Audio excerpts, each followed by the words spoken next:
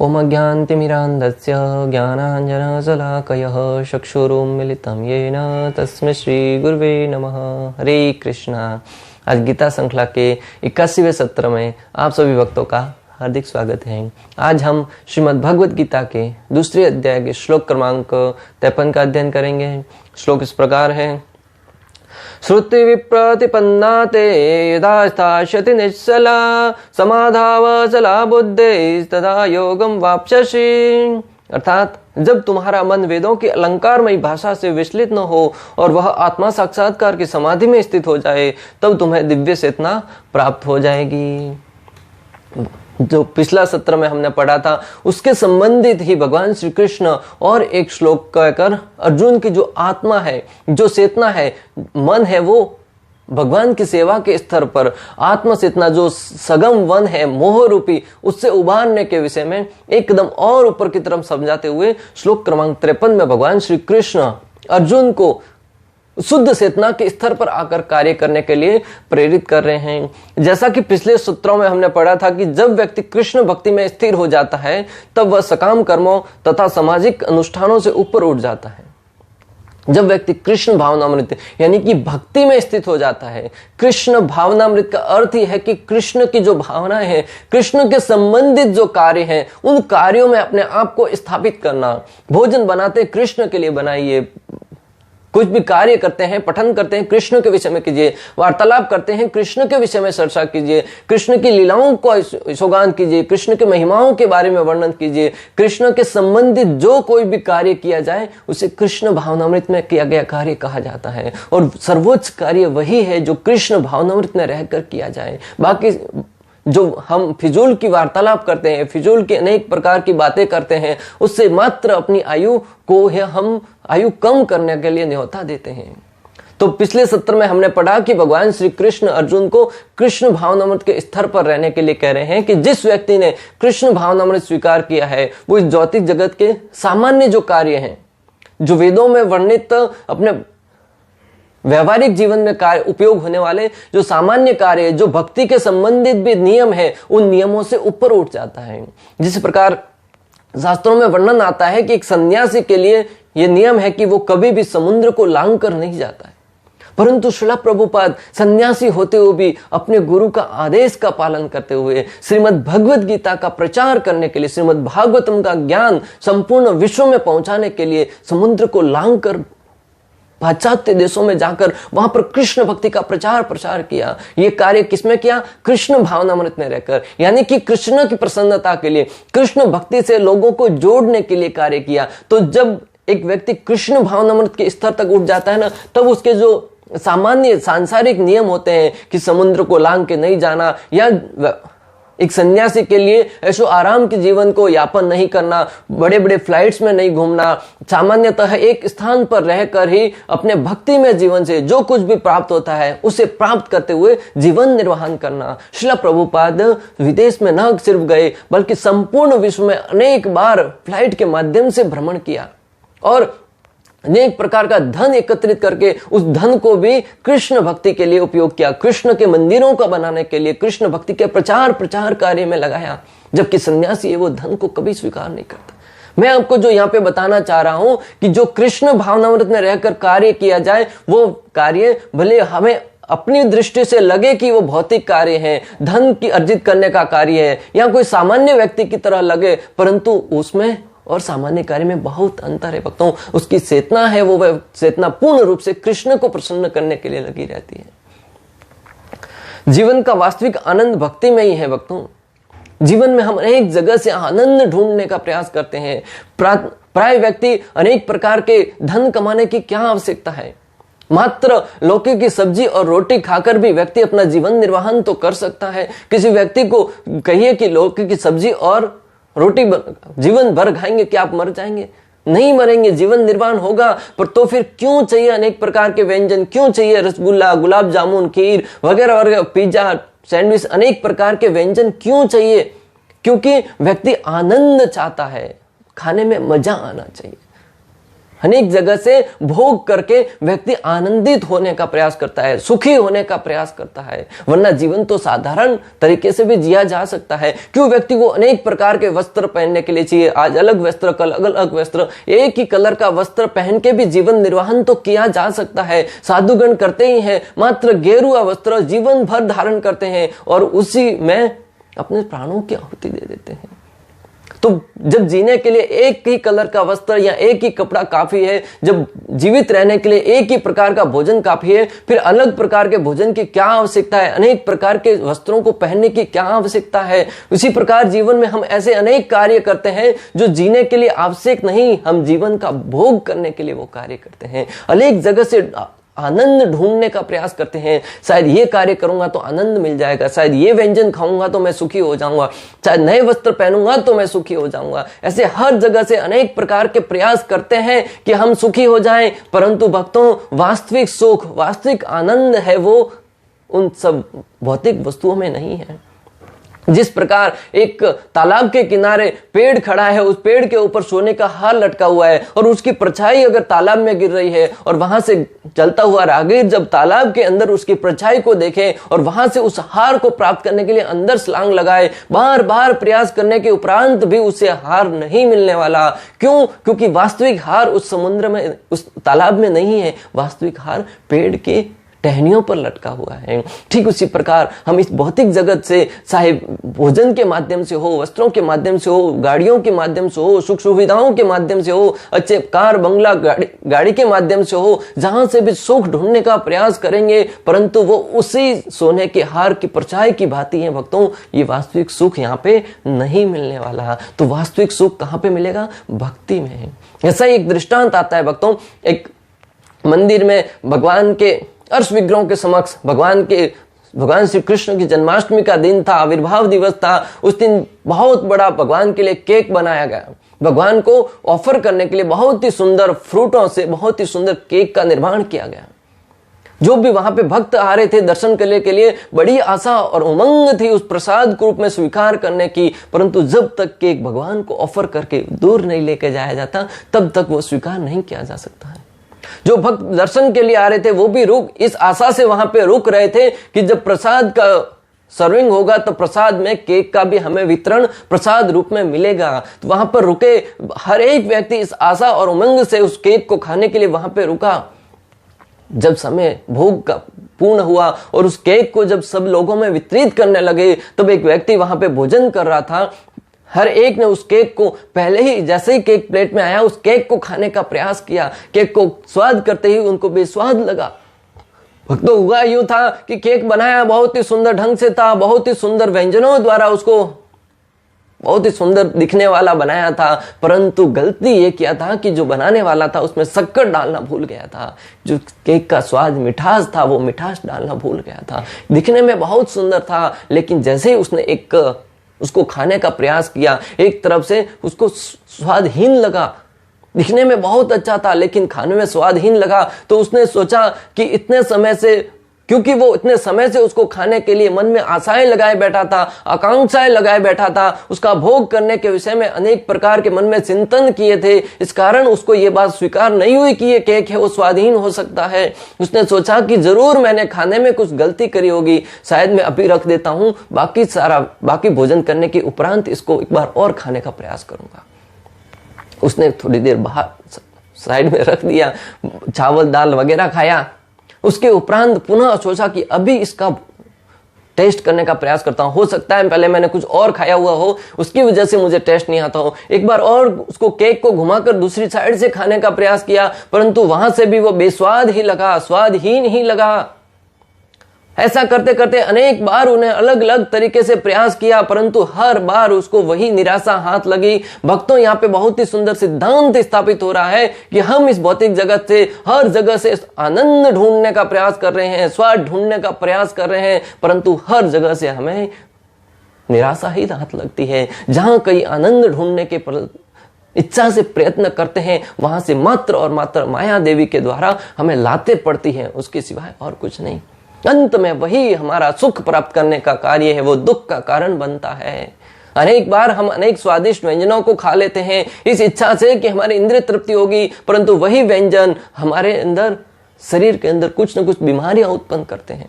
किसी को दस्त लग जाती है, किसी को बुखार आ जाता है, किसी को पेट में गड़बड़ हो जाता है अगर उसमें कुछ खाने में मिस्टेक हो तो। इसी प्रकार श्रीमद् भगवद गीता में भगवान श्री कृष्ण कहते हैं कि यही सम स्पर्श जा भोगा दुख योनय एवति आद्यंतवंत कौन्तेय न तेषु रमते बुध। भगवद गीता 5.22 में भगवान श्री कृष्ण कहते हैं कि जब इंद्रिय विषयों के संपर्क में आते हैं तो वास्तव में दुख का कारण बनती है। ऐसे दुख के विषय में हर जीव को अपेक्षा करनी चाहिए। भले ही आरंभ में ऐसा प्रतीत हो कि हम इस भौतिक जगत में जो इंद्रियों से सुख प्राप्त कर रहे हैं उससे हमें आनंद प्राप्त हो रहा है, परंतु अनंततः जो परिणाम आएगा वो आपके दुख का ही कारण बनेगा। इसलिए भक्तों, जब तक हम इंद्रिय भोग करने की इच्छा रखेंगे तब तक हमारे जीवन में दुख है, कष्ट है, संकट है आते रहेंगे, परंतु जैसे ही परोपकार की भावना आएगी, कृष्ण की सेवा करने की भावना आएगी, सामान्य जन की सेवा करने की मन में भावना आएगी, तब तक हमारी आत्मा है वो तृप्त हो जाएगी। इंद्रिय तृप्ति की इच्छा रखेंगे तब तक इंद्रियों में, हमारे शरीर में व्याधियां आएगी, दुख आएगा, कष्ट आएगा, परंतु जैसे सेवा भाव की इच्छा से कोई कार्य करेंगे तो वो तृप्ति है वो आपकी आत्मा को सू जाएगी भक्तों। और उस आनंद की अनुभूति में आप एक अलग प्रकार का आनंद की अनुभूति करेंगे, बहुत ही दिव्यता का अनुभव करेंगे। इसलिए इंद्रिय भोग को त्याग कर भगवान की सेवा में समर्पित हो जाइए, भक्तों की सेवा में समर्पित हो जाइए। हर एक जीव की सेवा के प्रति अपने उत्तरदायित्व को समझकर उनके प्रति समर्पित होकर सेवा भाव में संलग्न हो जाइए भक्तों।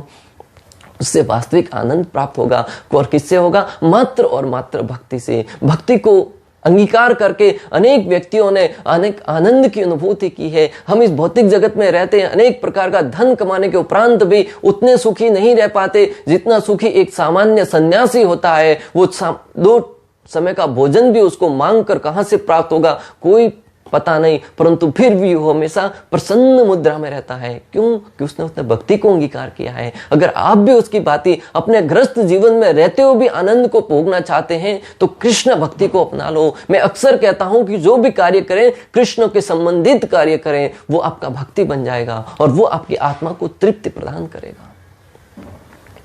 भगवान अर्जुन से कह रहे हैं कि जब तुम्हारा मन आत्म साक्षात्कार की समाधि में स्थित हो जाए तब तुम्हें दिव्य चेतना प्राप्त हो जाएगी। भगवान यहाँ पे कह रहे हैं कि जब तुम्हारा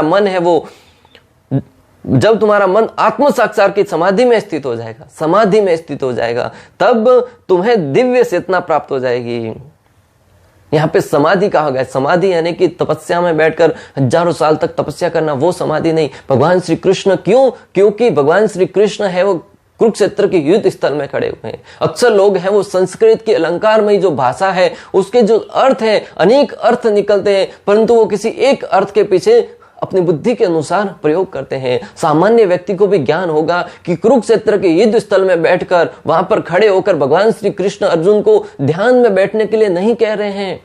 भगवान उस समाधि की बात कर रहे हैं, यानी कि कृष्ण भावनामृत में रहकर कार्य करना। तुम हमेशा मेरा स्मरण, मुझ कृष्ण का स्मरण करते हुए युद्ध करो, ये तुम्हारे लिए समाधि हो जाएगी। अगर आप भी समाधि को प्राप्त करके अपनी भगवत चेतना को विकसित करना चाहते हैं तो हमेशा कोई भी कार्य कृष्ण के संबंधित कीजिए। जिस प्रकार अर्जुन कुरुक्षेत्र में युद्ध स्थल में खड़ा रहकर कृष्ण को स्मरण करते हुए युद्ध कर रहा था, वो युद्ध में अनेक प्रकार के व्यक्तियों की मृत्यु हुई, अनेक प्रकार के व्यक्तियों का संहार हुआ, परंतु वही युद्ध है वो अर्जुन के लिए भक्ति बन गया और वही अर्जुन का हम गुणगान करते हैं। तो श्रील प्रभुपाद जी तात्पर्य में लिखते हैं कि आत्म साक्षात्कार की सर्वोच्च सिद्धि यह जान लेना है कि मनुष्य कृष्ण का शाश्वत दास है और उसका एकमात्र कर्तव्य कृष्ण भावनामृत में अपने सारे कर्म करना है। श्रील प्रभुपाद तात्पर्य में लिखते हैं कि कृष्ण भावनामृत में स्थित रहकर व्यक्ति का एकमात्र कर्तव्य होना चाहिए कि मैं कृष्ण का दास हूं और मेरा कर्तव्य कृष्ण को प्रसन्न करना है। और इस भाव को जब व्यक्ति जान जाएगा तब वो भक्ति के स्तर पर धीरे धीरे आगे बढ़ता जाएगा। कृष्ण भावनामृत में मनुष्य कृष्ण से प्राप्त सारे आदेश उस दिव्य अवस्था में समझे जा सकते हैं। कृष्ण भावनामृत में व्यक्ति को कृष्ण के द्वारा आदेश जो दिए गए हैं भगवत गीता के माध्यम से, उन आदेशों को अपने जीवन में उतारकर कृष्ण के संबंधित हर एक कार्य को करने के लिए अपने आप को ढाल सकता है उस क्षेत्र में। भक्तों, ग्वाल बाल है। भगवान श्री कृष्ण जब वृंदावन में रह रहे थे, तब गोकुल में रह रहे थे, तब वहां पे उनके अनेक मित्रगण थे, संगी गण थे, ग्वाल बाल थे। अक्सर भगवान श्री कृष्ण उनके साथ जाकर अनेक प्रकार की लीलाएं करते थे, खेल क्रीड़ा करते थे, गायों को सराहने के लिए जाते थे, अनेक प्रकार के कार्य करते थे और पूरा दिन उनका आनंद की अनुभूति में ही बीतता रहता था। ग्वाल बालों की विशेषता क्या थी कि वो हमेशा कृष्ण को प्रसन्न करने के लिए हमेशा जो कार्य करना पड़े वह कार्य करते थे। और कृष्ण भी अपने भक्तों की सेवा करने से, अपने भक्तों की हमेशा चिंता करते रहते थे। भक्तों, जब भगवान श्री कृष्ण वहां पे रहते थे तब यमुना के अंदर कालिया नाग रहता था। कथा से आप सब वाकिफ हैं, मैं आपको जो मात्र स्मरण करा रहा हूं कि वहां पे कालिया नाग रहता था और उसका जहर का ऐसा इतना प्रभाव था कि वहां पर जब कोई गाय है पानी पीने की इच्छा से जाती थी, पानी पीने से तुरंत उसकी मृत्यु हो जाती थी। भक्तों, भगवान श्री कृष्ण जब इस धरा पर मौजूद थे तब भी गौ माता की ऊपर ऐसे दुराचारी व्यक्ति थे, कालिया नाग जैसे, जो अत्याचार करके उनको मृत्यु के घाट तक उतार देते थे। तब भगवान श्री कृष्ण ने उनकी गायों की रक्षा करने के लिए, अपने भक्तों के ऊपर करुणा करने के लिए कालिया नाग को सबक सिखाने का प्रयास किया। सबक सिखाने के इरादे से कालिया नाग के साथ कुछ आदान प्रदान करने के लिए एक लीला रची। एक बार अपने भक्तों के साथ खेल रहे थे, गेंद खेल रहे थे। भगवान कोई भी कार्य करते हैं सीधे तरीके से नहीं करते। अगर भगवान चाहते तो कालिया नाग को अपने इशारे मात्र से पानी के अंदर ही उसका वध कर सकते थे, परंतु भगवान है ना, कुछ अलग करने में आनंद लेते हैं। आज भी आप देखेंगे कि विश्व में अनेक ऐसे लोग हैं, सोचते हैं आज कुछ तूफान ही करते हैं। स्काई डाइविंग है, समुद्र के अंदर प्रवेश करना है, अनेक प्रकार के रेसिंग करना है, ऐसे अलग अलग कार्य करते हैं जिसमें जो खतरों से भरा हो उसमें उनको आनंद आता है। वो गुण कहां से आया? श्री कृष्ण से, क्योंकि जीव है वो कृष्ण का अभिन्न अंश है। भगवान का अभिन्न अंश होने के नाते जो भगवान के अंदर जो जो क्रियाएं हैं, भगवान के अंदर जो जो इच्छाएं होती हैं, वो जीव के अंदर भी होती हैं। हालांकि जीव के अंदर वो कम मात्रा में होती है और भगवान के अंदर विशाल मात्रा में होती है। चैतन्य महाप्रभु अचिंत्य भेद अभेद तत्व के द्वारा समझाते हैं कि किस प्रकार जीव है वो समुद्र की बूंद के भांति है और भगवान है वो समुद्र की भांति है। भगवान विशाल है और जीव है वो अणु है। तो इस प्रकार जो आज के लोग हैं उनको भी अंदर भी भगवान के जो तूफानी करने की उनकी जो गुण है वो आज के लोगों के अंदर भी आ गया है। तो भगवान ने तूफान ही कुछ करने की इच्छा से अपने मित्रों के साथ खेलते हुए उस गेंद को जानबूझकर यमुना नदी के अंदर फेंक दिया, क्योंकि इतना दूर खेल रहे थे जो उसको वहां तक जाना ही नहीं था, परंतु दिखाया कैसे गया, जैसे गलती से वहां पे गेंद चली गई। तब वहां पे उनके मित्रों ने कहा कि ये गेंद तो मेरी थी, उस गेंद को लाकर कृष्ण दो। कृष्ण ये भी अपने मित्रों के मुख से कहलवाना चाह रहे, बुलवा रहे हैं कि तुम मुझे प्रेरित करो कि मैं वहां जाकर कालिया के साथ लीला करूं। भगवान तुरंत उस बात को सुनकर यमुना नदी के अंदर प्रवेश कर गए और उसमें प्रवेश करके बहुत ही अंदर चले गए और वहां पर कालिया नाग के साथ बहुत सुंदर लीलाएं करी। और जब बाहर उनके मित्र खड़े थे उन्होंने देखा कि कृष्ण पानी में प्रवेश कर गए हैं और अंदर कालिया नाग रहता है। बड़े चिंतित हुए, बड़े दुखी हुए, भागे भागे माता यशोदा को बुलाने चले गए, नंद बाबा को बुलाने चले गए और उनको बुलाकर आए। वहां पर सब लोग किनारे पर खड़े हुए कृष्ण की राह देख रहे हैं। अंदर से कालिया नाग के फनों से जो खून निकल रहा था वो जैसे ही बाहर आने लगा रक्त, तब और ब्रजवासी वो चिंतित होने लगे कि कृष्ण की जान को हानि न हो जाए। बलराम जी एकमात्र ऐसे थे, उनको सारे ज्ञात था कि श्री कृष्ण है वो भगवान है और उनको कुछ नहीं हो सकता। बाकी सारे के सारे ग्वाल बाल थे वो मूर्छित होने लगे। माता यशोदा से प्रारंभ होके एक एक बालक है वो सब मूर्छित होने लगे, ये सोचकर कि कृष्ण को कुछ हो न जाए। भक्तों, मैं आपको ये कहानी इसलिए ही बताया कि ग्वाल बाल है वो हमेशा कृष्ण को लेकर ही चिंतित रहते थे। जीवन में धन चला गया कोई बात नहीं। आज हम देख रहे हैं कि व्यक्ति के पास जब धन चला जाता है, दुखी हो जाता है, हताश हो जाता है, परंतु जब व्यक्ति भक्ति चली जाती है तो उसे कोई चिंता नहीं रहती। परंतु ग्वाल बाल सिखाते हैं कि उनके पास न धन था, कुछ भी नहीं था अपना, परंतु जब कृष्ण को कुछ हानि हो रही थी, अपने भगवान के प्रति उनका जो भक्ति भाव है वो कम होने जा रहा था, तब वो मूर्छित होते जा रहे थे। भक्तों, रामायण का बहुत ही सुंदर प्रसंग, जब भगवान श्री रामचंद्र अयोध्या छोड़कर चले गए तब दशरथ महाराज के विषय में आचार्यगण बहुत ही सुंदर लिखते हैं कि दशरथ महाराज जिए तो राम के लिए जिए और मरे तो भी राम के विरह में उनकी मृत्यु हुई। जब राम के विरह में उनकी मृत्यु हुई, 6 बार राम का नाम पुकारते हुए उनकी मृत्यु हो गई। भक्तों, धन्य है दशरथ महाराज, वो जिए तो भी राम के लिए जिए और मृत्यु को प्राप्त किया तो भी राम के लिए प्राप्त किया। आज हमारे जीवन से धन चला जाएगा, व्यक्ति अनेक प्रकार से टूट जाता है, आत्महत्या तक कर जाता है, परंतु अगर आप अपने आप को भक्त साबित करना चाहते हैं तो जब कृष्ण और राम के विरह में ये सोचकर कि वो इस धरा पर नहीं है, ये सोचकर कि उनके नाम का मैं उच्चारण नहीं कर पा रहा हूं, आपके प्राण निकल जाने चाहिए, तब आपके अंदर भक्ति की प्रकाष्ठा समझी जाएगी कि दशरथ महाराज की क्या भक्ति थी। ऐसे भक्तों के घर पर भगवान जन्म लेते हैं और हम सोचते हैं कि हमारे घर पर क्यों भगवान प्रकट नहीं होते। क्या हमारे अंदर भक्ति की ऐसी प्रकाष्ठा है कि हम भगवान के नाम के विरह में अपने प्राणों को त्याग दें? नहीं, अगर हमारे भोग के प्रति कोई अनासक्त हो जाए तो निश्चित रूप से प्राण चले जाते हैं। तो बाल बाल है, वो भगवान श्री कृष्ण से इतना संबंधित उनका प्रेम था कि वो उनके विरह में अनेक मूर्छित हो गए। भक्तों, में यहाँ पे यही बताना चाह रहा था कि हमें भी कृष्ण भावनामृत में रहकर इस प्रकार कार्य करना है कि हमारी चेतना हमेशा कृष्ण की प्रसन्नता के लिए ही रहे।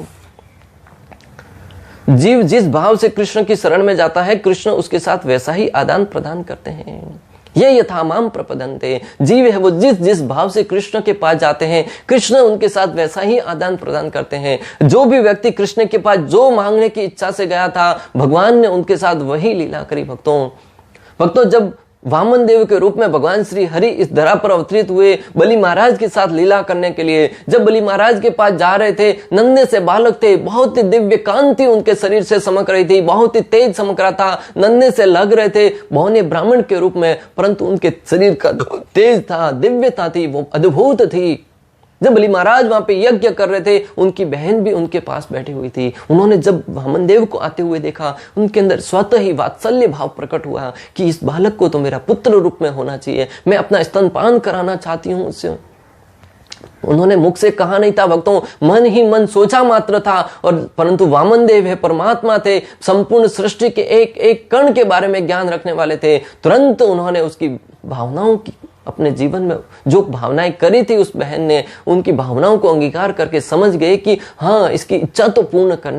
परंतु जब भगवान श्री कृष्ण ने वामन देव के रूप में बलि महाराज से सब कुछ छीन लिया, तब उसकी बहन के मन में क्रोध आ गया कि मैं इसको तो मारना चाहूंगी। उसके मन में ये भावना उसने मुख से कही नहीं थी, मात्र अपने अंदर सोचा था। भगवान ने उसकी ये इच्छा भी पूर्ण करने के इरादे से जब अगले जन्म में, अगले युग में जब वो कृष्ण के रूप में आए और वो बहन है वो पूतना के रूप में प्रकट हुई, और पूतना के रूप में पहले उन्होंने इच्छा करी थी मैं कृष्ण को अपना स्तनपान कराना चाहूंगी। भगवान श्री कृष्ण ने उसकी इच्छा पूर्ण करते हुए उनके स्तन का पान भी किया, और उनकी दूसरी इच्छा थी कि मैं कृष्ण को मारना चाहूंगी। तो वो आई क्यों थी? कृष्ण को मारने की इच्छा से। और कृष्ण को मारने की इच्छा से जब अपने स्तन से विष प्रकट किया, तो भगवान ने उसकी वह भी इच्छा पूर्ण करते हुए उससे दोनों इच्छा एक साथ पूरी की। उसको एक तो माता का दर्जा दिया और एक राक्षसी स्वभाव होने के कारण उनका भी अंत कर दिया। भक्तों, जब भगवान श्री कृष्ण, आचार्यगण कहते हैं कि इस धरा को छोड़कर जा रहे थे, तब उन्होंने अपनी मां को याद किया,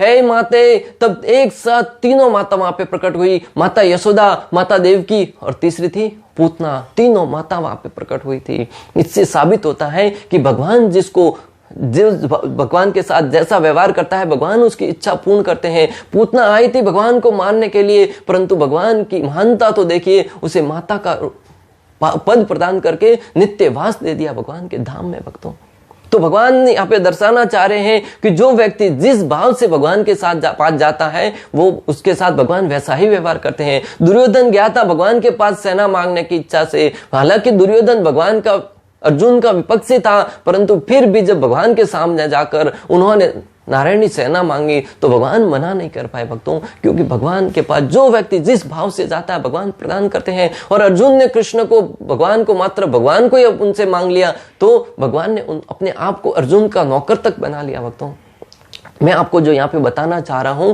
कि भक्ति को हमेशा भक्ति में रहकर कृष्ण से कुछ नहीं मांगना चाहिए, कृष्ण से कृष्ण को ही मांग लेना चाहिए। वरना दुर्योधन की भांति अगर भगवान से सब कुछ ऐश्वर्य प्राप्त कर लेंगे, सेना प्राप्त कर लेंगे, इतनी सारी शक्ति प्राप्त कर लेंगे, सामर्थ्य प्राप्त कर लेंगे, परंतु जब तक जीवन में कृष्ण नहीं होंगे अंत में हमारी पराजय निश्चित है। भले वो अनेक प्रकार की वासनाओं के रूप में क्यों ना आए, अनेक प्रकार के काम के रूप में क्यों ना आए, परंतु हम उससे पराजित हो जाएंगे। परंतु अर्जुन की भांति अगर कृष्ण को मांग लिया तो जीवन में अंत में आपके जीवन के अंत में आपकी जो विजय है वो निश्चित है। जहां पर कृष्ण है, जहां पर अर्जुन है, वहां पर विजय निश्चित है। इस प्रकार श्लोक क्रमांक 81 का भक्ति वेदांत तात्पर्य पूर्ण हुआ। अंत तक हमारे साथ बने रहने के लिए आप सभी का हृदय पूर्वक प्रेम पूर्वक बहुत बहुत धन्यवाद। श्रील प्रभुपाद की जय, श्री श्री राधा गोपीनाथ भगवान की जय,